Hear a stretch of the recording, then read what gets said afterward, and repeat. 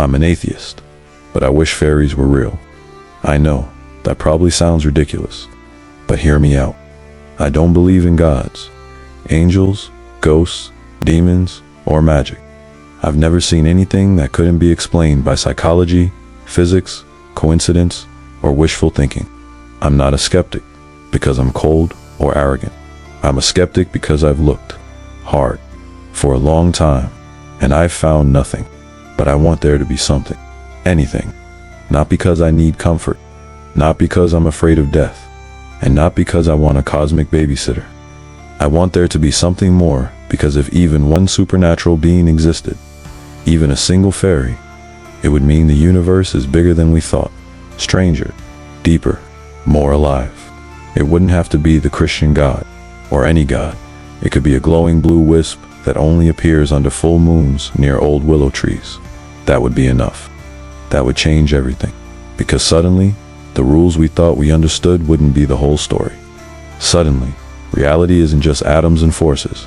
It's something we don't fully grasp. And that would be the most exciting discovery in human history. But here's the hard part. I've listened to people tell me for years that I'm just ignoring the evidence, that I'm rejecting God because I want to sin, that I'm arrogant or blind or spiritually broken. But none of that is true. I want to believe. I just don't believe lies. I can't make myself believe something because I want it to be true. If anything, that's what separates me from a lot of religious people. I wish there was a God, but wishing doesn't make it real. What's worse is how some Christians talk about evidence. They claim logic and reason are on their side, but when you look at the arguments they use, it's hard not to feel insulted. Let's start with the moral argument. They say, we all know right from wrong, therefore God exists. But this isn't proof of anything. It's just a feeling. Morality isn't a fixed code written into our DNA by a deity. It's shaped by empathy, culture, and survival. The Bible literally endorses slavery, genocide, and treating women as property. If God is the moral lawgiver, he has some explaining to do. Then there's the cosmological argument. The universe had a beginning, so it must have had a cause. Sure. But then they say, that cause must be God. Why does it have to be their God? Why not a different God? Or an alien? Or a natural cause we don't understand yet? And if everything needs a cause, why doesn't God? That's where the special pleading comes in. They say, God is the uncaused cause, which just means, we don't know. So let's stop here and slap a divine label on it. That's not reasoning. That's just plugging a gap. Then comes the ontological argument, which basically says, if we can imagine the most perfect being, he must exist. That's not an argument. That's a word game. I can imagine a perfect island. It doesn't mean I can book a vacation there.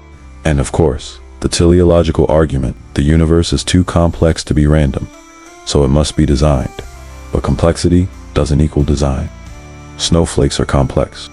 Crystals are intricate. No one thinks they were designed by a conscious mind. Natural processes create complexity all the time. These arguments don't inspire wonder. They inspire frustration because they're shallow, because they don't engage with real doubt, because they pretend to offer answers, but only give slogans. And the people these arguments are meant to help, they're being set up to fail. They're handed a foam sword and sent into battle with people who've spent years studying philosophy, science, and logic. And when they lose, they're told it's their fault, that their faith wasn't strong enough. That's not support. That's manipulation. And it breaks my heart, because I want the supernatural to be real. I want a reason to believe, but it has to be real, not imagined, not manufactured, not sold to me like a product in a megachurch bookstore. I don't need a God to love me. I just want to know if anything exists beyond this. If someone could show me, even once, that something supernatural was true, that would be the best day of my life. Even if it was a cruel God, even if it was a mischievous sprite, even if it was something terrifying.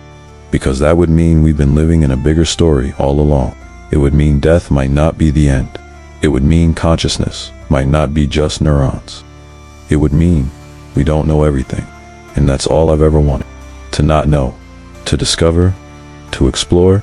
But apologetics doesn't offer that. It doesn't invite curiosity. It shuts it down. It says, stop asking.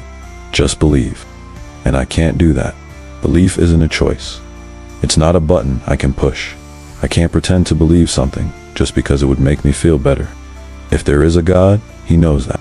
He knows that if he showed up, really showed up, I would believe. Not because I want to, but because the evidence would be real. That's the difference. Belief comes after evidence, not before. So no, I don't believe. Not in fairies, not in gods, not in anything supernatural. But I want to. And that desire, that hunger for something more, it's still with me, every day. When I look at the stars, when I listen to music that makes me cry, when I feel that ache in my chest that says, there has to be more than this. That ache never goes away. But until someone can show me a fairy, or a ghost, or a god, I'll keep living in this silent universe. And I'll keep hoping it's not as silent as it seems.